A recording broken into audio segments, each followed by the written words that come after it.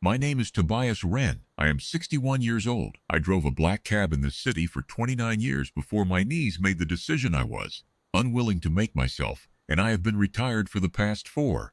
I mention this because 29 years on the city roads gives a person a particular kind of education. You see the same places at every hour, in every weather, and you develop opinions about what is genuine and what is performance. I want to tell you about something I saw in November. I was cutting through the avenue on the north side of the Palace precinct, not the ceremonial approach, which I never use on purpose because of the tourist buses, but the service side road that runs parallel to the compound wall. It was 6 in the morning.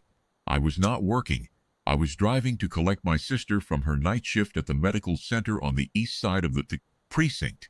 I drive that route because the ring road is a problem before 7. It was cold. It was the kind of cold that does not invite debate. Raw and damp, the particular quality of a November morning that has decided to be unpleasant and has committed to the decision. There was no one about. The avenue was empty. The trees were bare. As I came along the service road, I could see through the iron fence into the compound grounds. The perimeter fence has gaps in the ironwork at regular intervals, and at walking speed you can see through to the inner approaches. I was not going walking speed, but I slowed when I saw the figure. There was a guard standing at the east service gate, not the ceremonial gate, the service gate, which is used by estate vehicles and contractors, and which has no viewing platform, no tourist route, no scheduled ceremony. It is not a gate that anyone watches. At 6 in the morning in November, it is a gate that no one even passes.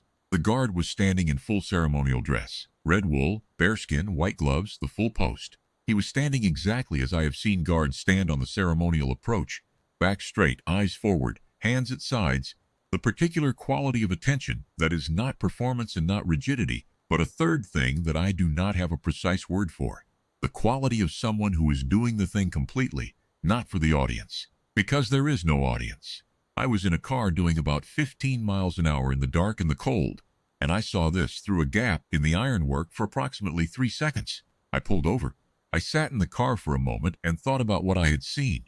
In 29 years of driving, I have seen a great many people do their jobs. I have seen people do their jobs when they thought no one was watching. And I have seen the difference between that and the version they perform when they know they are being observed.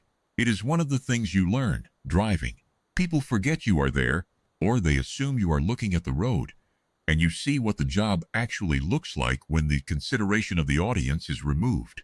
What I had seen through the iron fence was a guard doing the post at 6 in the morning at an unobserved service gate in the dark and the cold, exactly as he would do it in August in full sun with a crowd. I am not a sentimental man. I drove a cab for 29 years.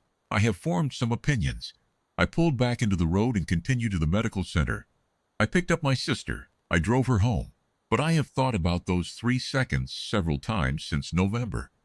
There is something in seeing a person do a thing correctly when there is no benefit to doing it correctly, when the crowd is not there, when the performance is not required, when the cold is real and the dark is real, and the gate is a service gate that nobody passes at 6 in the morning in November. I am 61 years old. I have seen a good deal of what people do when they think they are unobserved.